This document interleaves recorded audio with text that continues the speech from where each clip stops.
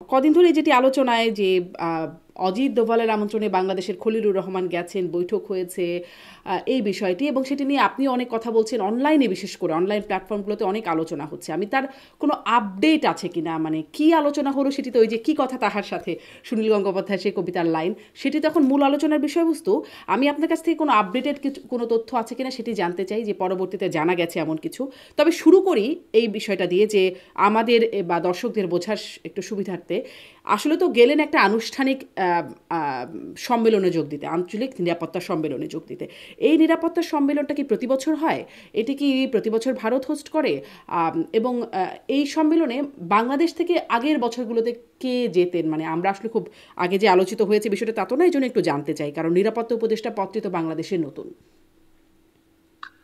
হ্যাঁ, এর আগে যিনি যেতেন তিনি প্রধানমন্ত্রী শেখ হাসিনার যিনি সামরিক সচিব ছিলেন, তিনি আসতেন। আচ্ছা। আর এর আগে বৈঠকগুলি, সর্বশেষ বৈঠকটা মরিশাসে হয়েছিল। ফলে সবসময় ভারতে হয় তা নয়। আচ্ছা। এর একটা ধীরে ধীরে ধীরে ধীরে এর একটা উন্নতি ঘটছে, এটা একটা প্রাতিষ্ঠানিক কাঠামো রূপ পেল এবারও। কারণ এটা সপ্তম বৈঠক। হুম হুম। এবারে কলম্বো সিকিউরিটি কনক্লেভটা হচ্ছে সপ্তম বৈঠক। এই বৈঠকে এই প্রথম একজন মহাসচিব নিয়োগ করা হলো, যে মহাসচিব ভারতীয় একজন, ভারত থেকেই নিয়োগ করা হয়েছে, এবং সেটা সর্বসম্মতিক্রমে সকলেই মেনে নিয়েছে। লক্ষণীয় যে এখানে যে দেশগুলি যারা সদস্য, সেই দেশগুলো যদি দেখেন, প্রত্যেকটা ভারত মহাসাগর অঞ্চলের রাষ্ট্রগুলি, বা যাদের ভারত মহাসাগরের অঞ্চল দিয়ে যাদের স্বার্থ জড়িত আছে, সেই সব দেশগুলি, রাষ্ট্রগুলি এর সদস্য। এবং এর মধ্যে কিন্তু পাকিস্তান বা চীন নেই। পাকিস্তান বা চীন কিন্তু সেটাতে নয়, কেন নেই? এটা নেই কি আর ভারতের ইচ্ছায়? না, ভারতের ইচ্ছা এটা এইভাবে যখন এটা তৈরি হয়েছিল, উদ্যোগ নেওয়া হয়েছিল, প্রথম উদ্যোগ ভারতের থেকেই নেওয়া হয়। যেমন ধরুন, একটা বিমস্টেক একটা গোষ্ঠী গড়ে উঠেছে, যেখানে পাকিস্তান নেই, চীন নেই। সেরকম এটার একটি, যেহেতু যখন সার্ক যখন প্রায় ব্যর্থ, কোনো নিয়মিত বৈঠক হচ্ছে না, তখন বিকল্প কি, বাকি দেশগুলোর সঙ্গে কিভাবে সম্পর্ক একটা কাঠামোগত রূপ দেওয়া যায়, সেরকম নানাবিধ। কিন্তু সবচেয়ে উল্লেখজনক জিনিস যেটা, এই গোষ্ঠীটা কিন্তু এই প্রথম এই দেশগুলির মধ্যে, রাষ্ট্রগুলির মধ্যে একটা নিরাপত্তা সংক্রান্ত জোট, নিরাপত্তা বিষয়ের জোট। এটা কিন্তু কেবলমাত্র আর্থিক সহযোগিতার জোট নয়, এবং সেখানে হচ্ছে সামুদ্রিক নিরাপত্তা রক্ষা করা, সন্ত্রাসবাদ দমন, তার চরমপন্থাকে কিভাবে রোখা যায় সেটা। এখানে কিন্তু প্রত্যেক রাষ্ট্রই কিন্তু সহমত হয়েছে, হুম। কোনো বিরুদ্ধে কোনো মত নেই। এবং 5ই আগস্টের পরবর্তী যে সরকার, সরি, সেই সরকারও কিন্তু এতে সামিল হলেন। এর আগের বৈঠকটা ছিল 2024 সালের অগাস্ট মাসে। হুম। সেই বৈঠকে বাংলাদেশ থেকেও যোগ দিতে পারেনি, কারণ স্বাভাবিক, মানে একটা পট পরিবর্তন ঘটছিল। হুম। কিন্তু এরা এবার এই প্রথম যোগ দিলেন। এই এবং আচ্ছা। সেখানে যেহেতু বাংলাদেশে জাতীয় নিরাপত্তা উপদেষ্টা বলে একটি পদ সৃষ্টি হয়েছে, এবং যেটা তার কাউন্টার পার্ট অজিত দোভাল ভারতে, অন্যান্য দেশগুলো মরিশাস, শ্রীলঙ্কা, সিসিলস, তাহলে গত বছর মালয়েশিয়া। মানে 24শে আগস্টে এটি অনুষ্ঠিত হয়েছিল, তখন কেবল নতুন নতুন সরকার মানে সরকার গঠনের পর তো, সরকার গঠনের পরে হয়েছিল হ্যাঁ, কি? সরকার গঠনের মানে 5ই আগস্টের মানে অগাস্ট মাসেই বৈঠকটা ছিল, সেই জন্য অগাস্ট মাসে 24-এ কেউ আসতে পারেনি আচ্ছা, বাংলাদেশ বাংলাদেশ থেকে। থেকে কেউ আসতে পারেনি। মানে এই আসলে বৈঠকের বিষয়ের আলোচনার চাইতে বেশি আলোচনা হচ্ছে যে একদিন আগেই খলিলুর রহমান, বাংলাদেশের নিরাপত্তা উপদেষ্টা, তিনি চলে গেলেন ভারতে। যাবার কথা ছিল যেদিন, তার থেকে একদিন আগেই, এবং একটা বৈঠক হলো, দ্বিপাক্ষিক বৈঠক অজিত দোভালের সাথে। একদিন আগে কেন গেলেন? কেন, মানে এই বিষয়গুলো তো সফরসূচি থাকে এরকম ব্যক্তিদের চলাফেরায়। তো সেই সফরসূচির বাইরে একদিন আগে কেন তিনি গেলেন? তারপরে হুট করে কি করে বৈঠকটা হলো? বৈঠকেরও তো একটা সফরসূচি থাকে। কেন হলো? তারপরে আসি বৈঠকের বিষয়বস্তুতে। প্রথম কথা হচ্ছে, যদি এটা ভালো করে দেখেন তাহলে দেখবেন যে উনি কিন্তু দিল্লি রওনা হওয়ার আগে ভারতের হাই কমিশনার হুম ঢাকায় প্রণয় ভার্মা হুম তার বাড়িতে গিয়ে দেখা করেছে। হুম। হাই কমিশনার না, বাড়িতে গিয়ে দেখা করেছে। এবং বাড়িতে গিয়ে দেখা করে সেখানে তখন থেকেই আমাদের একটা স্বাভাবিক, আমরা ধরেই নিয়েছিলাম, যেহেতু হাই কমিশনারের সাথে কথা বলছেন, তার মানে নিশ্চয়ই একটা বায়োল্যাটারাল হওয়ার সম্ভাবনা আছে। এবং তিনি যে তার যে সফরসূচি, যেটা সরকারি সফরের যে বিজ্ঞপ্তি, সেটা হুম, আমি দেখেছি, যেটা আমার হাতে আছে। তাতে কিন্তু সত্যি সত্যি বায়োল্যাটারাল কথা লেখা ছিল না। হুম, তাতে লেখা ছিল 19-20 এই দুদিনের বৈঠকে তিনি উপস্থিত থাকবেন। এবং আপনাদের ওখানকার নিয়ম অনুসারে নাকি এরকম লেখা হয়ে থাকে সরকারি নির্দেশে, যে ওই বৈঠকের বাইরে আর কোনো বৈঠকে আর বাড়তি সময় তারা কেউ থাকবেন না, তারা চলে আসবে। তো তিনি যে এসেছিলেন প্রথম দিন, তিনি একদিন আগে সন্ধ্যেবেলায় পৌঁছেছিলেন। পৌঁছে তিনি নির্ধারিত, আমি শুনেছি সে হোটেলে থাকেননি, তিনি হাই কমিশনের রিয়াজ হামিদুল্লাহর বাড়িতেই ছিলেন দুদিন। তো সেখানেই স্বাভাবিকভাবে হয়তো, যেহেতু এই এজেন্ডাটা কি হবে আলোচনার, যেটা একটা ঘোষণাপত্র জারি হবে, সেটার ব্যাপারে ঐক্যমত্য হওয়া বা আলোচনা করাটা জরুরি ছিল, হয়তো সেই কারণেই ছিলেন হয়তো। কিন্তু তার পরের দিন, অর্থাৎ যেদিন তার সকালে বৈঠক হয়, অর্থাৎ আমি বলছি 19 তারিখে, হুম। তিনি 18 তারিখে এসেছিলেন, এবং 19 তারিখে সকালে তিনি প্রধানমন্ত্রী, মানে আমাদের যেটা সাউথ ব্লকের দপ্তর, সেখানে যেটা এনএস এর অফিস, সেখানে সেখানে তার সঙ্গে বৈঠক হয় এই খলিলুর রহমানের সঙ্গে অজিত ডোভালের। অজিত দোভালের অফিসে গিয়ে তারপরে, বৈঠকটি হয়। হ্যাঁ, অফিসে আচ্ছা। গিয়ে বৈঠকটি হয়, এবং সেই অফিসের বৈঠকের পরে কিন্তু সারাদিন আহ সেখানে আর তিনি অন্য কোথায় গিয়েছিলেন আমরা জানি না, কিন্তু শুনেছি আরো তিনি কোথাও সাক্ষাৎ যেতে পারেন, সেটা পরিষ্কার নয়, কারণ আমি কোনো না জেনে মন্তব্য করব না। অনেকে মানে অনেক কিছু আরো কোথাও বলেছেন। বলতে মানে স্পষ্ট না করেন, কিন্তু আরো আর কোথাও বলতে। কোথাও, আর কোথাও বলতে তো শোনা যায় যে দিল্লির মার্কিন দূতাবাসের সঙ্গে তার কোনো বৈঠক হয়েছে, কিন্তু আমি এবারে কোনো কনফার্মেশন, আচ্ছা, আচ্ছা, সেজন্য আমি দিল্লিতে। এটা শুনেছি বলে বলছি। কিন্তু কোনো আমি গুজব ছড়াতে চাই না। না, তবে আমি, তিনি যদি বলেন তো ভালো, কিন্তু তারা সরকারি ভাবে যদি জানান তাহলে ঠিক আছে।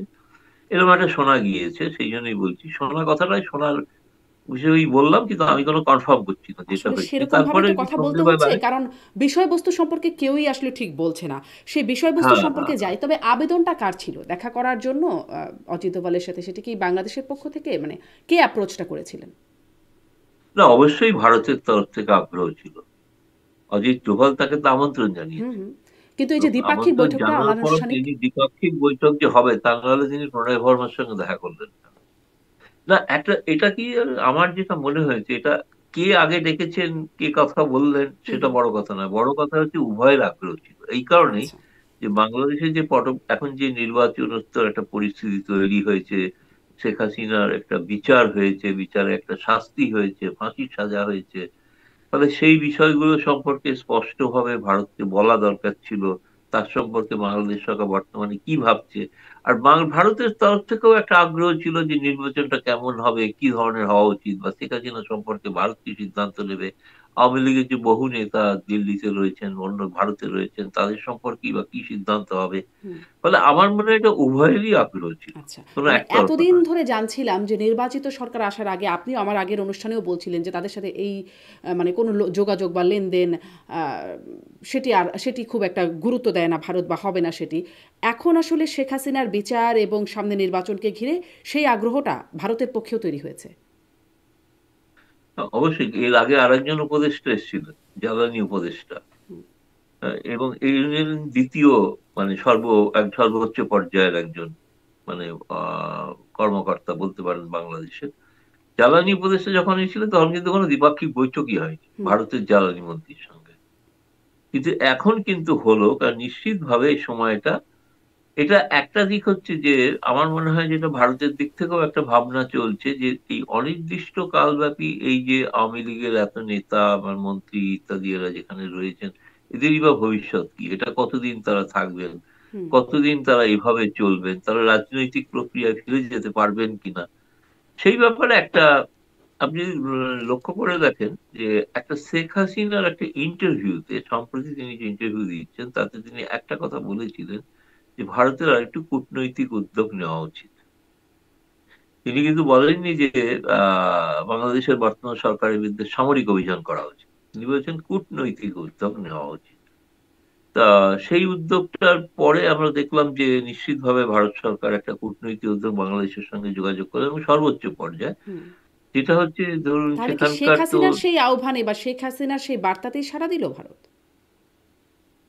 এটা দেখুন, এগুলো হচ্ছে কিন্তু মানে কানেক্টিং দ্য ডটস। হুম। এখন শেখ হাসিনা বলেছেন বলে ভারত করেছে এটা বললে আমার মনে হয় আমি জানি না, সেরকম কিছু বলা যায় না, কিন্তু আমি বলছি যে নিশ্চয়ই শেখ হাসিনা ভারতে যখন আছেন তখন তার সঙ্গে নিয়মিত জি। ভারত সরকারের কথা হচ্ছে, আচ্ছা। নিয়মিতই কথা হচ্ছে, যেগুলো হয়তো আমরা হয়তো জানতে পারছি না, হুম। গণমাধ্যম হয়তো জানতে পারছে না, জি। কিন্তু আচ্ছা, কথা তো আপনি তা খুবই হচ্ছেই। গুরুত্বপূর্ণ প্রশ্ন তুলেছেন যে কতদিন থাকবেন, বা আওয়ামী লীগের নেতারা একদম শীর্ষ পর্যায় থেকে শুরু করে অনেক নেতৃত্ব পর্যায়ের লোকজন আছেন, কতদিন থাকবেন, তাদের ভবিষ্যৎ কী হবে, সেটি নিয়ে কথা বলি। তার আগে একটু সেই মিলিয়ন ডলার প্রশ্ন, কি কথা তাহার সাথে, এই প্রসঙ্গটিতে আসি। কারণ বাংলাদেশের পক্ষ থেকে বলা হচ্ছে, প্রেস একটা হাই কমিশন বিজ্ঞপ্তি দিয়ে জানিয়েছে যে গুরুত্বপূর্ণ বিষয় আলোচনা হয়েছে দু দেশের মধ্যে, কিন্তু কি গুরুত্বপূর্ণ বিষয় সেটি যেমন বাংলাদেশ বলে নাই, ভারতের পক্ষ থেকেও কিছু জানিয়েছে বলে আমি জানি না। আপনি কি বলতে পারেন মানে গুরুত্বপূর্ণ কি কি বিষয় আসলে আসলো আলোচনায়? দেখুন, গুরুত্বপূর্ণ বিষয় বলতে বাংলাদেশের পক্ষ থেকে যেটা অবশ্যই বলা হয়েছে যে তারা শেখ হাসিনার যে বিচার হয়েছে, ফলে স্বাভাবিকভাবে তাকে বিচারের আওতায় আনার জন্য তারা সেই দাবি, এবং ভারত সরকার এবং বাংলাদেশ সরকার আনুষ্ঠানিকভাবে একটা হুম। তাদের দাবিপত্র পেশ করতে চলেছেন। হুম। সে ব্যাপারে ভারত সরকারের মনোভাব জানা। দ্বিতীয়ত হচ্ছে যে তাদের এই যে তারা মনে করছেন যে কথাগুলো প্রায় আমরা শুনি বাংলাদেশে, যে শেখ হাসিনা ভারতে থেকে যে ক্রমাগত বাংলাদেশের সরকার বিরোধী কথাবার্তা বলছেন, মিডিয়ায় কথা বলছেন, সেই ব্যাপারে তাদের কোনো আপত্তি ইত্যাদি হুম। থাকতে পারে। এবং আর অন্য বিষয় হচ্ছে তারা হয়তো একটা নির্বাচনী রোডম্যাপ কি হতে পারে, কিভাবে হবে, সেগুলো তারা তাদের দিক থেকে বলতে পারেন। ভারতের দিক থেকে অবশ্যই বলার থাকবে যে ইনক্লুসিভ আওয়ামী লীগ নির্বাচনে অংশগ্রহণ করবে, এবং সেই রকম একটা পরিবেশ গড়ে তোলা যায় কি যায় না সেটা ভারতের, সেগুলোই গুরুত্বপূর্ণ বিষয়। জি। আচ্ছা, তার মানে বাংলাদেশের পক্ষ থেকে কি কি বলা হতে পারে সেই একটা ধারণা দিলেন, আর ভারত ইনক্লুসিভ ইলেকশনের ব্যাপারে যে বিষয়গুলো বাংলাদেশের পক্ষ থেকে আপনি বলছিলেন যে শেখ হাসিনাকে ফেরত চায়, সে বিষয়ে কি মনোভাব সেটি জানতে চায়, কি মনোভাব আসলে ভারতের?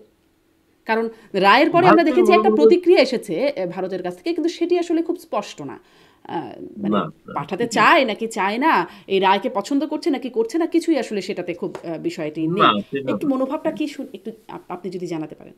মনোভাব হচ্ছে এইটাই যে ভারত সরকার মনে করে যে যেভাবে রায় হয়েছে সেই রায়টা প্রকৃত বিচার হয়নি। বিচার সম্পর্কে ভারত সরকারের স্পষ্ট এ ব্যাপারে আপত্তি আছে, যে পদ্ধতিতে বিচার হুম। হয়েছে, ন্যায় বিচার হয়নি, ফলে ওই রায়কে তারা মানছেন না। যেমন অনেকেই মানছেন না, অনেকেই প্রশ্ন তুলেছে, পশ্চিমা সংবাদ মাধ্যমও প্রশ্ন তুলেছে। হুম। সেটা একটা। দ্বিতীয়ত যেটা, সেটা হচ্ছে যে ফেরত দেওয়ার প্রশ্নে তো ভারতের বন্দি প্রত্যর্পণ চুক্তি অনুসারে ফেরত দেওয়ার প্রশ্নটা উঠতে পারে, যেহেতু ফাঁসির আদেশ হয়ে গিয়েছে, তার মানে মৃত্যু দেওয়া হবে তাকে, মৃত্যু ফাঁসিতে নিয়ে যাওয়া হবে, এরকম কোনো বিষয় হলে বন্দি প্রত্যর্পণ চুক্তি অনুসারে তাকে ফেরত দেওয়া যায় না, না, তিনি তো অ্যাপিল করতে ফেরত পারেন, দেওয়া এখনো তো হবে না। অ্যাপিল বাকি আছে। তাকে যদি ফেরত দেওয়া হয় না, তিনি তো অ্যাপিল করতে পারেন। না, সে তো আমি বলছি যে হুম। সেই এখনো তো বাংলাদেশ সরকার বলেছেন তারা চাইবেন, তারা একটা চিঠি পাঠাচ্ছেন, চিঠিটা এখনো পৌঁছয়নি। চিঠিটা এলে তার একটা প্রত্যুত্তর। এর আগে যেটা তারা দিয়েছিলেন সেটা হচ্ছে একটা নোট ভার্বালে, মানে একজন জুনিয়র অফিসার সাইন করলে যেটা পাঠায় সেটাকে নোট ভার্বাল। নোট ভার্বালের অর্থ হচ্ছে সরকারের আগ্রহ, যে আগ্রহটা জানিয়েছিল। কিন্তু এখন যদি আনুষ্ঠানিকভাবে ফেরত চাওয়ার যে প্রশ্নটা, সেই চিঠিটা দেবেন বলেছে আমি দেখলাম বাংলাদেশের গণমাধ্যমে। কিছু উপদেষ্টা প্রকাশ্যে বলেছেন হুম। চিঠি তৈরি হচ্ছে, যাবে। চিঠি যখন তৈরি হবে নিশ্চয়ই তার উত্তর হয়তো একটা যাবে। সেটা কি শেখ হাসিনার আপিলের জন্য হবে, নাকি আপিলের পরে তারা দেবেন, সেটা তো এখন বাংলাদেশ সরকার সেটা ঠিক করবে, সেটা তো বলতে পারবো না আমি এখান থেকে বলছি। আচ্ছা, মানে তবে ভারতের রায় নিয়ে আপত্তি আছে, সেটি আপনি বলছিলেন। আর রায় নিয়ে আপত্তি আছে এবং ফেরত দেওয়ার প্রশ্ন আপত্তি আছে। আপত্তি আছে স্পষ্ট। সেটি অবশ্য মোটামুটি বোঝাই যায়। আপনি আরেকটা বলছিলেন যে শেখ হাসিনা যে ভারতে বসে কথা বলছেন, এই বিশেষ করে বাংলাদেশ সরকার বিরোধী অনেক কথা নিয়ে বলছেন, সেটি নিয়ে বাংলাদেশের পক্ষ থেকে আগেও আপত্তি জানানো হয়েছে। খলিলুর রহমানও হয়তো সেই আপত্তিটা জানিয়েছেন। এই প্রসঙ্গে ভারতের কি অবস্থানের কোনো পরিবর্তন হয়েছে? না, কোনো পরিবর্তন নেই। মানে তিনি এখন বলে তিনি যেতে পারবেন, আগামী কোনো দিনে সমস্যা আমি নেই। শুনেছি আরো অনেক ইন্টারভিউ দিতে চলেছেন। আরও অনেক ইন্টারভিউ দিতে চলেছেন। আচ্ছা, নির্বাচনী রোড ম্যাপ এবং ভারতের পক্ষ থেকেও ভারত বলছে যে আওয়ামী লীগকে যেন অংশগ্রহণ করানো যায়। মানে কেন আওয়ামী লীগকে অংশগ্রহণ, মানে অন্যান্য নির্বাচনগুলো, এইটা নিয়ে আপনার সাথে আগেও কথা হয়েছে। আগের নির্বাচনগুলোতেও তো মানে অন্য দলগুলো যারা নির্বাচনে অংশগ্রহণ করছিল তখন ভারতের পক্ষ থেকে কিছু যে বলা হয়েছে তা না, আমরা দেখেছি বিএনপির প্রতিনিধি দল ভারতে গিয়ে তখনও সাক্ষাৎ করেছে বিভিন্ন সময় নির্বাচনের আগে আগে, কিন্তু ভারতের পক্ষ থেকে আসে না। এখন আসলে আওয়ামী লীগকে নির্বাচনে অংশগ্রহণ করানোর ব্যাপারে ভারত এত যে আগ্রহ দেখাচ্ছে, সেটা কি খুব মানে ফেয়ার দেখা যাচ্ছে? 2014 আর 2024 দুটো নির্বাচনে বিএনপি বয়কট করেছিল, কেউ তাকে বলেনি নির্বাচনে অংশগ্রহণ করবেন না। এবং নির্বাচনে সেই বয়কট করে 14টাতে আমি অন্তত জানি যে 14তে ভারত সরকার স্পেসিফিক্যালি বিএনপি এবং জামায়াত দুজনকেই আবেদন করেছিল আপনারা ভোটে দাঁড়ান। তারা জানিয়েছিল এখানে ভোট সেইভাবে হয় না, ভারতে যেভাবে হয় সেভাবে হয় না, কিন্তু দাঁড়ানোটা অর্থহীন। কিন্তু 18তে তারা দাঁড়িয়েছিলেন। 18তে তারা সেই ফল তাদের পক্ষে কিছু যায়নি এবং সেই নির্বাচন নিয়ে বহুবিধ প্রশ্ন আছে, এটা ঘটনা। কিন্তু 2018-র আগে তারা দিল্লি এসেছিলেন, এসে তারা দেখা করেছিলেন এবং ভারত সরকারের নানা জায়গায় কথা বলে তারা সিদ্ধান্ত নিয়ে তারা কিন্তু ভোটে দাঁড়াবেন এবং তারা দাঁড়িয়েছিলেন। 24-এ তারাই আবার বয়কট করেছেন। আওয়ামী লীগ তো নির্বাচন বয়কট করার কথা বলছে না।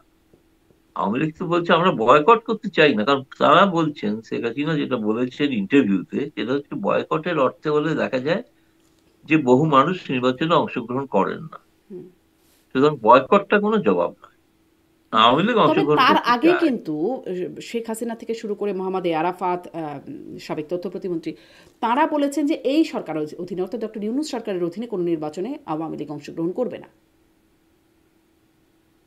হ্যাঁ, সেটা তো আমিও শুনেছি, কিন্তু আওয়ামী লীগ চায় নির্বাচনে অংশগ্রহণ করতে, এটা ঘটনা। এখন তিনি তো বলেছেন, অন্তত আমাকে ইন্টারভিউতে তিনি বলেছেন বাংলা আওয়ামী লীগ নির্বাচনে অংশগ্রহণ করতে চায়। আমার তো ইন্টারভিউর হেডলাইনই তাই ছিল।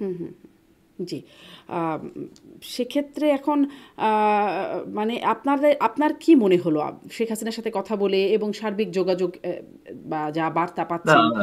প্রথমে ক্লিয়ার করে দিই, কারণ ওনার সঙ্গে সরাসরি কোনো কথা হয়নি। হ্যাঁ। সবটাই ইন্টারভিউ যেটা হচ্ছে সেটা হচ্ছে ইমেইল, ইমেলের জি। মাধ্যমে। ইমেলের মাধ্যমে প্রশ্ন, ইমেলের মাধ্যমে লিখিত জবাব আসছে। মানে শারীরিক বা মানে মৌখিক সামনাসামনি কোনো কথা হচ্ছে না, বা টেলিফোনেও কথা হচ্ছে না। আচ্ছা, আচ্ছা, আসি নির্বাচন প্রসঙ্গে, হয়তো আরেকটু আসবো বা কথাবার্তা প্রসঙ্গে আসবো। তার আগে, এই বৈঠকের আগে আগে মাসখানেক আগে সম্ভবত সেনা প্রধানেরও যাবার কথা ছিল ভারতে, কিন্তু বাংলাদেশের সেনাপ্রধান সেই মুহূর্তে মানে সেই সফরটি বাতিল হয়েছে। সেটি কেন বাতিল হয়েছিল, সেটি কি মানে ভারতের পক্ষ থেকে কোনো আছে যে কেন বাতিল না, হয়েছিল? তার পরিবর্তে অন্য কেউ এসেছিল, লেফটেন্যান্ট জেনারেল দুজন এসেছিল। তারা সেটা ছিল যে জাতিসংঘের শান্তি মিশনের যতগুলি দেশ তাদের একটা সম্মেলনের আয়োজন করা হয়েছিল। তো সেই সম্মেলনে বাংলাদেশের স্থল বাহিনীর প্রধান ওয়াকারুজ্জামানের আসার কথা ছিল। তিনি, আর তারও আগে তার আসার কথা ছিল, কিন্তু তিনি তো আসছিলেন না, তিনি আসছেন না। তিনি, আমি বলবো তিনি যে কোনো কারণে হোক এড়িয়ে যাচ্ছেন হয়তো ভারতে আসাটা। তার পরিবর্তে অন্য প্রতিনিধিরা এসেছেন, তারা এসেছিলেন, তারা ছিলেন। তাদের সঙ্গে কথাবার্তা যা হওয়ার হয়েছে সেটা মূলত কোনো, যেহেতু লেফটেন্যান্ট জেনারেল, সরাসরি স্থলবাহিনীর প্রধানের সঙ্গে কোনো কথা হয়নি, হয়তো তার অধস্তন কারোর সঙ্গে দ্বিপাক্ষিক কথা হয়ে থাকতে পারে। কিন্তু ওয়াকারুজ্জামান কেন আসেননি সে জবাব তো জি, জি, ওয়াকারুজ্জামান নিশ্চয়ই। দেবেন, মানে তার আপনাদের পক্ষ হয়তো থেকে আমি কোনো জবাব ধারণা দিতে আছে পারি। কিনা সেজন্য জানতে চাইছিলাম। আর এই বৈঠকটাতে ভারতের পক্ষ থেকেও মানে প্রকাশ কেন করা হচ্ছে না? একরকম গোপনীয়তা রাখা হচ্ছে, সবাই ধারণা করছেন। এটা কেন হচ্ছে সেটা কি বলতে পারেন? না, না, না, না, কোন কোন আপনি যেটা মানে এই যে বলছেন বলছি আমি, দ্বিপাক্ষিক বৈঠকটা। খলিলুর রহমান এবং অজিত দোভালের যে বৈঠকটা। হ্যাঁ, হ্যাঁ, হ্যাঁ, না, এটা ঘটনা, এটা বলা হয়নি। তার যেটা, আমি যেটা মানে বলতে পারি একজন সাংবাদিক হিসেবে আমার যেটা বিশ্লেষণ আমি বলতে পারি, সেটা হচ্ছে যে আপনি যদি ওই ক্রোনোলজিটা দেখেন, প্রণয় ভার্মার সঙ্গে দেখা করলেন, এলেন, তারপরে কথা হলো এখানে। কথা হওয়ার পর আমরা যেটা জানি, মানে অসমর্থিত সূত্রে, সেটা হচ্ছে যে ভারত থেকে কিছু কিছু তথ্য দেওয়া হয়েছে। যে তথ্যটা হচ্ছে যে বাংলাদেশে বেশ কিছু জঙ্গি সংগঠনের উত্থান ঘটেছে। তো সেই সম্পর্কে একটা তথ্য দেওয়া হয়েছিল, এবং একই সঙ্গে নির্বাচনের প্রসঙ্গটাও বলা হয়েছিল। কিন্তু সেটাতে পরের দিন আপনি যদি খলিলুর রহমানের ভাষণ শোনেন, সেই ভাষণে উনি যেটা বলেছেন, এক, যে বাংলাদেশের জমিতে থেকে কোনো ভারত বিরোধী কোনো বা কোনো সন্ত্রাসবাদী সংগঠনকে প্রশ্রয় দেওয়া হয় না। ফলে সেটা তিনি অস্বীকার করেছেন। দ্বিতীয়ত হচ্ছে যে তিনি বলেছেন এটাও যে বাংলাদেশ একটা সার্বভৌম রাষ্ট্র, সেখানে তারা চায় না যে অন্য কোনো দেশ তাতে হস্তক্ষেপ করুক। অর্থাৎ আমি মনে করছি এটা যে বাংলাদেশ কিভাবে নির্বাচন করবে না করবে সেটা বাংলাদেশ ঠিক করবে, হুম। সেটা বাইরে থেকে চাপিয়ে দেওয়া উচিত নয়। আর এই যে একটা ঐক্যমত যে হয়নি, মানে দুটি দেশের মধ্যে ওই কলম্বো সিকিউরিটি ডায়ালগের ঐক্যমত আছে, কিন্তু দ্বিপাক্ষিক বিষয়ে যে ঐক্যমত হয়নি, যে কারণে বাংলাদেশের পক্ষ থেকে একটা বিবৃতি দিয়ে জানিয়ে দেওয়া হয়েছে যে কি কি সাবজেক্টে আলোচনা, যে কি মানে গুরুত্বপূর্ণ গুরুত্বপূর্ণ, আপনি বিষয়, যেটা গুরুত্বপূর্ণ বলবেন। মানে বিষয়বস্তু যেটা জানছি না। হ্যাঁ। ইংরেজিতে লেখা ছিল কি আর কি, কেই বাই কি, হুম, হুম। এবং তাতে লেখা ছিল যে তিনি অজিত ডোভালকে আমন্ত্রণ জানিয়েছেন। যে কোনো দ্বিপাক্ষিক বৈঠকে এটা এটা শিষ্টাচার, আমন্ত্রণ জানানোই হয়। কিন্তু অজিত ডোভাল গ্রহণ করেছেন কিনা সেটা কোনো বিবৃতি দেয়নি। বিবৃতি দিলে তাকে বলতে হতো যে তিনি গ্রহণ করেছেন আমন্ত্রণটা, হুম। কিন্তু আমি ধরে নিচ্ছি আমন্ত্রণ গ্রহণ করেননি। এবং আচ্ছা। কোনো মানে ঐক্যমত্য হয় বলে ডক্টর তিনি খলিলুর চাননি। রহমানের আসলে বাংলাদেশ সফরের ভারতের দিক আমন্ত্রণ গ্রহণ থেকে, করেননি মানে অজিত দোভাল, তাই? না আমার মনে হয় সেটা হলে তিনি জানাতেন গ্রহণ করেছেন। সাধারণত হয়তো এগুলো বলা হয় যে, অথবা কি বলা হয়ে থাকে এই ধরনের কূটনৈতিক শিষ্টাচারে, যে তিনি একটা অনুরোধ পেয়েছেন এবং যথাসময়ে যথা উপযুক্ত সময়ে যে কূটনৈতিক চ্যানেলের মাধ্যমে সময়সূচি তৈরি হবে, এটা সাধারণত বলা হয়ে থাকে। এক্ষেত্রে তিনি বলেনি, কারণ আমার মনে হয় তিনি চাননি যে তিক্ততা বাড়ুক।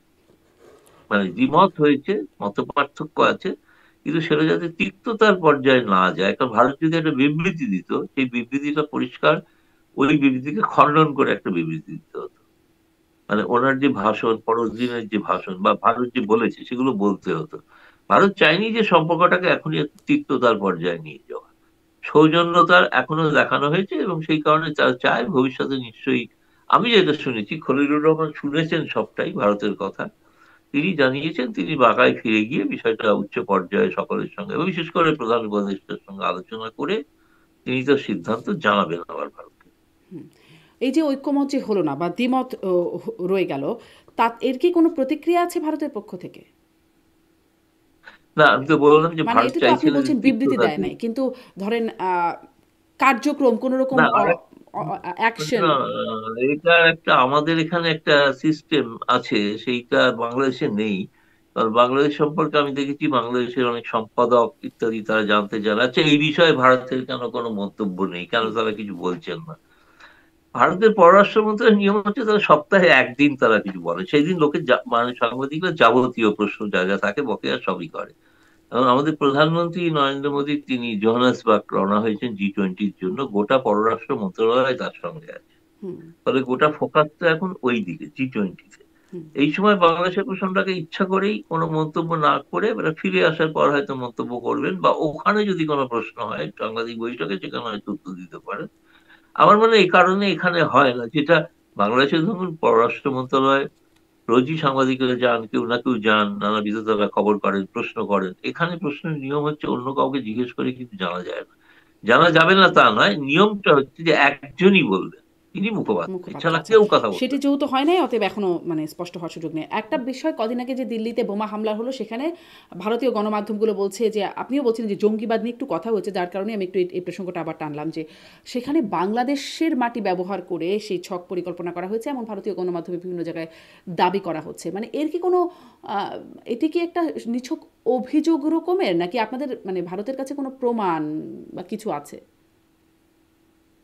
না, আমার যত মনে হয়েছে বেশ কিছু গণমাধ্যম এই বিষয়ে বলেছে, বেশ কিছু মানে যোগসূত্র। কারণ ভারতের কাশ্মীর থেকে বহু ছাত্রছাত্রী বাংলাদেশের মেডিকেল কলেজে পড়তে যান বা পড়েন, তারা আছেন ওখানে এবং তারা ফিরেও আসেন, ফিরে এসে প্র্যাকটিসও করেন। তাদের মধ্যে বিশেষ করে কাশ্মীর থেকে যারা একটা, সেই কারণে হয়তো দেখবেন যে এই কলম্বো ডায়ালগের একটা বিষয় ছিল যে র্যাডিকালাইজেশনের বিরুদ্ধে, অর্থাৎ র্যাডিক্যাল করে দেওয়া এই তরুণ যুবাদের, জেনজিকে র্যাডিক্যালাইজ করা, তার বিরুদ্ধে একটা যৌথভাবে প্রচার করা, যৌথভাবে কাজ করা। ভারতের গণমাধ্যমে যেটা বেরিয়েছে, ভারত সরকার কিন্তু সরকারি ভাবে কিন্তু এখনো হুম। কিছুই কোনো মন্তব্য করে যে বাংলাদেশের যোগ আছে কি নেই। ভারতীয় গণমাধ্যমে প্রকাশিত হয়েছে, কিন্তু ভারত সরকার কিছু বলে। জি। হ্যাঁ, ভারতীয় গণমাধ্যমে আসলে অনেক রকম কিছুই বলে। আগেও একবার এরকম কথা হচ্ছিল। অনেক সঠিক খবর, সাথে, সাথে অনেক গুজবের বিষয়ও থাকে। অতএব এটি এখনো যেহেতু আপনি মানে একটা সমর্থন করার মতো কোনো জায়গা থেকে পাচ্ছি না, অতএব এটিকে আমরা অভিযোগ পর্যায়ে রাখি। আপনি বলছিলেন একটু আগে যে আহ, এই যে ভারতে যারা আছেন আওয়ামী লীগ নেতারা, তাদের ভবিষ্যৎ কি হবে সেটি নিয়েও একটা ভারতের জায়গা আছে। আসলে কি হবে তাদের ভবিষ্যৎ, মানে ভারত তাদেরকে নিয়ে কি ভাবছে? শেখ হাসিনা ছাড়াও আরো অনেকে প্রথমত আছেন। জি। তাদেরকে নিয়ে যেটা ভাবছি, যে সরকারই আসুক বা নির্বাচনের পরেই বা আগে থেকেও আলোচনা করে একটা জায়গায় আসা, যে তারা যদি ধরেই নেওয়া যায় বর্তমানে কোনো নির্বাচনে অংশগ্রহণ করবেন না, ভবিষ্যতে যাদের রাজনৈতিক কর্মকাণ্ড করতে পারেন, বিশেষ করে জেলে যারা আছেন তাদের যদি জামিন দেওয়া হয়, এইসব নিয়ে এগুলো আলাপ আলোচনার মধ্যে আছে। এগুলো প্রকাশ্যে বলছেন না তারা, কিন্তু আমি জানি এগুলো আলাপ আলোচনা হচ্ছে। কারণ এটা তো হয় না যে একটা বিপুল সংখ্যক মানুষ তারা এখানে আছেন, তারা রাজনীতি দেশ থেকে বাইরে আছেন, সুতরাং দেশে ফিরে গিয়ে তারা তাদের স্বাভাবিক রাজনৈতিক কর্মকাণ্ড করতে পারুক। কিন্তু সেটা হওয়া সম্ভব তখনই যখন একটা নির্বাচিত সরকার প্রতিষ্ঠিত হবে। সুতরাং আমার মনে হয় সেই ধরনের হয়তো আপনি বলতে পারেন যে ব্যাক রুম বা ব্যাকডোর আলোচনা হয়তো হচ্ছে কিছু আর কি। হুম। মানে নির্বাচিত সরকার আসলে তারা দেশে ফিরতে পারবেন যারা ভারতে অবস্থান করছেন, আপনি তাই কেউ মনে কেউ তো করছেন? মানে আলটপকা মন্তব্য করে ফেলেছিলেন, বিএনপির কোনো নেতা, যে আওয়ামী লীগের নেতাদের বিরুদ্ধে যাবতীয় কেস তুলে নেওয়া হবে। পরে নিজেকে অবশ্যই তিনি সংশোধন করে বলেছেন যে খালি আমার নিজের এলাকার নির্বাচনী কেন্দ্রের কথা এবং সেটি বলেছি, গোটা হয়রানিমূলক বাংলাদেশের মামলা। কথা বলিনি। হুম। হ্যাঁ, কিন্তু বলে ফেলেছিলেন, তার মনের কথা বলে ফেলেছিলেন। তার মানে হচ্ছে এরকম কোথাও একটা আলোচনা আছে, তাহলে কেন সিনিয়র নেতা কেন ভাবে বলবেন? জি। আচ্ছা, সেটি আপনি মনে করছেন। আর মানে কিন্তু যেই আসুক শেখ হাসিনার বা সাবেক স্বরাষ্ট্রমন্ত্রী আসাদুজ্জামান খান কামাল, তাদের মাথার উপরে তো সেই শাস্তিটা রয়েই যাচ্ছে। যেহেতু ৩০-৬০ দিনের মধ্যে আপিলের যে ব্যাপারটা আছে, সেটাতেও তারা যে করতে যাবেন এমনটা কোনো আভাস নাই। সেক্ষেত্রে তাদের বিষয়ে ভারত কি করতে পারে? মানে যেই সরকারই আসুক তাদের মাথার উপর শাস্তিটা তো থেকেই যাচ্ছে। তারা কি না, সেটা অনির্দিষ্টকাল তো থাকবেন ভারত ভারতে? মনে করে এটা তো কোনো ন্যায্য বিচার হয়নি। সুতরাং সেইটা নিয়ে কিছু তারা, ভারতের কিছু মাথা ব্যথা নেই। তাতে যদি তারা যদি ওই ধরনের আদালত থেকে শেখ হাসিনাকে তারা যদি বলতেন তার যাবতীয় অভিযোগ থেকে তিনি মুক্ত, তাতেও ভারতের কিছু করার নেই। তাকে জামিন দেওয়া হলো, তাতেও ভারতের কিছু বলার নেই। তাকে শাস্তি দেওয়া হলো, তাতেও কিছু ভারতের করার নেই। ভারত ওই ধরনের আদালতকে কোনো গ্রাহ্যই করছে না। কিন্তু ভারতকে অনির্দিষ্টকালের জন্য শেখ হাসিনাকে রেখে দিতে মানে প্রস্তুত। 75 থেকে 81, 6 বছর ছিলেন তিনি এখানে, হুম। তাই না? এবং ভারত সরকারের যেটা ঘোষিত নীতি, তিনি যতদিন চাইবেন ততদিন থাকতে পারেন। আচ্ছা, স্পষ্ট। এর মধ্যে আপনি শেখ হাসিনার ইন্টারভিউর কথা বলছেন। আপনি নিজেও একটা খুবই মানে বেশ ভালো ইন্টারভিউ নিয়েছেন শেখ হাসিনার ইমেইলের মাধ্যমে। সেখানে তিনি একটা ইন্টারভিউতে বলছেন যে মানে এর আগের কথা যদি আমরা চিন্তা করি, শেখ হাসিনার আগের কথা, তিনি দেশে থাকতেও প্রধানমন্ত্রী থাকা অবস্থায়ও বলতেন যে যদি মানে যুক্তরাষ্ট্রের সাথে সম্পর্কের বিষয়টা কীরকম, সেন্ট মার্টিন দ্বীপ সহ যদি যুক্তরাষ্ট্রকে ঘাঁটি করতে দেওয়া হয় বাংলাদেশে, তাহলে তারা তার ক্ষমতায় থাকা নিয়ে কোনো আপত্তি তুলবে না। এমনকি ক্ষমতাচ্যুত হবার পরেও তিনি একাধিকবার এই প্রসঙ্গটা বলেছেন। কিন্তু সম্প্রতি তিনি ইন্টারভিউতে বলছেন যে সরকার পতনে যুক্তরাষ্ট্রর মানে ভূমিকা আছে, এরকমটা তিনি বিশ্বাস করেন না। এইরকম অবস্থানের পরিবর্তন কেন হলো সেটি বুঝতে পারছেন? মানে অবস্থানের আসলে পরিবর্তন বলেই মনে করেন কিনা? জি। না, আমার মনে হয় সুচিন্তিত ভাবে এটা একটা সিদ্ধান্ত নিয়েছেন, এটা একটা স্ট্র্যাটেজি এই কারণে আমি বলছি, এই মুহূর্তে যাবতীয় তার আক্রমণের বর্ষামুখ হলো ইউনূসের দিকে। তিনি চান না যে আর একটা ফ্রন্ট খোলা হোক। এটা আমি যা বুঝি, কেউ আমাকে তো বলেনি, এটা আমার বিশ্লেষণ। তিনি চাননি যে এই মুহূর্তে আমেরিকাকে মানে বা যুক্তরাষ্ট্রকে বা যুক্তরাজ্যকে, কাউকে পশ্চিমা শক্তিকে, কাউকে যদি দোষী সাব্যস্ত করতে হয়, তাহলে ইউনূস তার সঙ্গে সঙ্গে তারাও তার আক্রমণের লক্ষ্য। অর্থাৎ প্রথমে সোজা কথা হচ্ছে একজনকে নিয়ে আগে তার চিন্তা করা, তার সেই অনুযায়ী রণনীতি তৈরি করা, কেন বাকিদের তিনি, তারা কেউ তাকে সহায়তা করবেন, সাহায্য করবেন, এরকম কোনো কথা নাই। কিন্তু সেই দিক থেকে অন্তত আমি বলছি, মানে এটা একটা রাজনৈতিক কৌশল বলে আমার ধারণা। হুম। কিন্তু আপনার কাছেও একটু মানে আপনি যেহেতু ইন্টারভিউ নিয়েছেন, আপনার কাছে আসলে এই কৌশলটাকেই কেমন মনে হয়? কারণ এটা তো আসলে নতুন না, সামনের দিনের কৌশল না। এটা পেছনের বক্তব্য যে পেছনে তার তার পতনের পেছনে যুক্তরাষ্ট্র ভূমিকা পালন করেছে বলে এতদিন বলেছেন, এখন বলছেন যে করেছে বলে তিনি বিশ্বাস করেন না। মানে এটি আসলে কৌশল হিসেবে কি একটা ভালো কৌশল মনে হচ্ছে? ভালো মন্দ আমি কোনো কোয়ালিফাই করব না, কিন্তু এটা আমি জানি যে একটা এগোলে দুপা পিছুতে হয়। সেটা হয়তো হতে পারে, দুপা পিছিয়ে পরবর্তীকালে হয়তো আবার এগোতে পারে। সেই আচ্ছা। কারণে হয়তো এরকম কোন একটা সিদ্ধান্ত নিয়েছে। জি। একটু শেষ প্রশ্ন করি যে মানে ভারতের সাথে বাংলাদেশের সম্পর্ক তলানিতে ৫ই আগস্টের পর আস্তে, আস্তে আরো তলানিতেই মানে আগে তো খুব স্বর্ণযুগ ছিল, সেখান থেকে আসলে তলানিতে একটা সম্পর্ক চলছে। সেখানে বিশেষ করে এই বৈঠকটা এত আলোচনায় কারণ বাংলাদেশের সাথে একরকম মুখ দেখাদেখি বন্ধ উচ্চ পর্যায়ের কর্তৃপক্ষের একরকম সেই রকমই একটা অবস্থা। সেখানে এটি হলো এবং ওই যে প্রণয় বার্মার সাথে বৈঠকও হলো আপনি বলছিলেন খলিলুর রহমানের। তারপরে আমরা দেখলাম প্রণয় ভার্মা বলছেন যে ভিসা জটিলতার বিষয়েও কিছু বলছেন যে বিজনেস ভিসা এখন থেকে আবার চালু হচ্ছে, শুধুমাত্র মেডিকেল ভিসা ছাড়া একটা বেশ বাধা ছিল ভারতীয় ভিসায়, সেখানে ভিসা বিজনেস ভিসা চালু করছে এবং জরুরি ভিসাগুলো দ্রুত করা হবে বলে একটা আশ্বাস প্রণয় ভার্মার পক্ষ থেকে বলছেন, মানে তার বক্তব্যে আসছে। এটি আসলে কিসের ইঙ্গিত? বরফ গলার ইঙ্গিত? যদিও আপনি বলছিলেন ঐক্যমত হয় নাই, তারপরেও কি সম্পর্কে বরফ গলার একটা ইঙ্গিত নাকি? সেটা হচ্ছে এটা যে যেটা একটা জিনিস, সেটা হচ্ছে যে মানুষে মানুষে যে সম্পর্ক, সেটা সরকারের বাইরে। কারণ ভারত সরকারের যদি বিবৃতিগুলো আগের দেখেন, যে বাংলাদেশের জনগণের স্বার্থে আমরা কিন্তু সহযোগিতা করব, হুম, এই জনগণের ক্ষেত্রে একটা প্রধান বাধা হচ্ছে ভিসাটা হুম, তাদের মধ্যে যদিও এই মুহূর্তে গোটা বিশ্বের মধ্যে থেকে ভারতে বাংলাদেশ থেকে সব থেকে বেশি ভিসা দেওয়া হচ্ছে। সংখ্যাটা কিন্তু পর্যাপ্ত নয়, মানে যে চাহিদা আছে তার তুলনায় কিছুই নয়। কিন্তু ট্যুরিস্ট ভিসা হয়তো এক্ষুনি দেওয়া নাও হতে পারে, কিন্তু যেই ধরনের মেডিকেল ভিসাকে আরো দ্রুত করা বা বিজনেস ভিসা দেওয়ার অর্থ তো হচ্ছে যে মানে যাতে দুই দেশের মধ্যে বাণিজ্য সম্পর্কটা অন্তত পুনঃস্থাপিত হয়, হুম। যেটা প্রায় ছেদ পড়ে গিয়েছে। তো সেইটার একটা লক্ষণ নিশ্চয়ই, এটা আমি বলবো এটা শুভ লক্ষণ এবং এটা হওয়া উচিত। আর এই যে ভারত থেকে মানে বাংলাদেশ থেকে ভারতে পণ্য আমদানিতেও নানান রকম নিষেধাজ্ঞা এটি সময়ে সময়ে ভারত দিয়েছে, সেটির বিষয়েও কি ভারতের কোনো ভাবনা আছে? আপনি বলছিলেন যে আপনি ইতিবাচক হিসেবে এই দেখছেন। মুহূর্তে সেরকম কিছু নতুন কোন সুসংবাদ দেওয়ার মতো আমার কাছে কিছু নেই, হুম, কিন্তু বাংলাদেশের প্রয়োজনে কাঁচামরিচ যাবে, প্রয়োজনে ডিম যাবে, প্রয়োজনে চাল যাবে, বিদ্যুৎ তো রোজই যাচ্ছে, জি। তো সেগুলো তো অব্যাহত আছে। যাচ্ছে তো বাংলাদেশ থেকে নেয়ার ব্যাপারে বাংলাদেশের আর বাংলাদেশ থেকে রপ্তানিতেই তো বাধা ভারত দিচ্ছে। হ্যাঁ, বাংলাদেশ থেকে রপ্তানি যখন প্রায় কত বিলিয়ন ডলার যখন রপ্তানি, তার তো 80% ভারত থেকেই যেত, 20% বাংলাদেশ থেকে ভারতে আসতো। হুম, সেটা তো নিশ্চিতভাবে, যেহেতু যোগাযোগ বন্ধ হয়ে আছে, ট্রেন চলাচল বন্ধ, ট্রেন যোগাযোগ বন্ধ, সেক্ষেত্রে তো একটা অসুবিধা আছেই আর কি। সেটা আমি এখনো সে ব্যাপারে কোনো সুনির্দিষ্ট কিছু কিছু শুনিনি যে এটা এখনই খুলে দেওয়া হচ্ছে বা এরকম কিছু আর কি।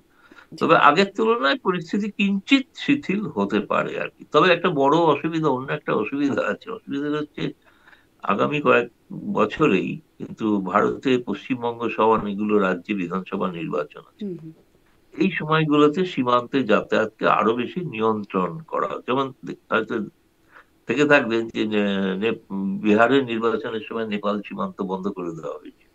হুম। সেই রকম এই নির্বাচনের কারণে হয়তো ততটা শিথিল নাও হতে পারে আমার ধারণা। আচ্ছা। ভারত সবসময় বাংলাদেশের নির্বাচনে একটা প্রভাব রাখে, যার কারণে আপনার কাছে এই প্রশ্ন, এবারের নির্বাচন কেমন হবে বলে ধারণা করছেন? কারণ সাবেক প্রধানমন্ত্রী পুত্র সজীব অজয় জয় তিনি বলেছেন যে আওয়ামী লীগের নিষেধাজ্ঞা যদি উঠিয়ে না নেওয়া হয় বা আওয়ামী লীগকে যদি অংশগ্রহণ করতে না দেওয়া হয় তাহলে মানে কর্মীরা সহিংস হয়ে উঠতে পারে, একটা সহিংসতার আভাস দিচ্ছেন। আর দেশের মধ্যেও আমাদের দেশের মধ্যেও একটা রাজনৈতিক বাস্তবতা আছে। ভারতের যেহেতু সবসময় প্রভাব রাখে বলে বলছিলাম, এবারের নির্বাচন নিয়ে আপনাদের বিশ্লেষণ কি কেমন হতে পারে বলে মনে করছেন? না, এবারে নির্বাচনে সেটা এখনো ভারত চায়, এবং যেটা বলাও হয়েছে খলিলুর রহমানকে, যে অন্তর্ভুক্তিমূলক নির্বাচন, যে ভারত মনে করে, ভারতের বিশ্লেষণ অনুসারে 50% মানুষ আওয়ামী লীগের সমর্থক, 50% বাংলাদেশে। তাদের বাদ দিয়ে কোনো নির্বাচন হলে সেই নির্বাচনটা ৫০% ওই ভোট তো আওয়ামী লীগ বিচারের পায় দিক নাই এর দিয়ে, আগে কখনো। না না, আমি বলছি তারা আওয়ামী লীগের সমর্থক নয়, কিন্তু আওয়ামী লীগের সমর্থন আছে, সহানুভূতি আছে 50% মানুষ। এটা তাদের বিশ্লেষণ। হুম। এখন ভোট পায়নি সেটা তো অন্য কথা, কিন্তু সমর্থন আছে। সুতরাং তাদের বাদ দিয়ে কোনো নির্বাচন হলে সেই নির্বাচনটা এই বিচারের মতোই একটা প্রহসন। তারপরে সেই নির্বাচিত যে সরকার আসবে তাদের সাথে আপনারা স্বাভাবিক সম্পর্ক নির্বাচিত রাখবেন। সরকার হলে তো সেই সরকারের সঙ্গে স্বাভাবিক যেরকম সম্পর্ক অতীতেও রাখা হতো। নির্বাচিত সরকার যে বলতে 1991 সালে খালেদা জিয়া সরকার, তার আগে তো সবই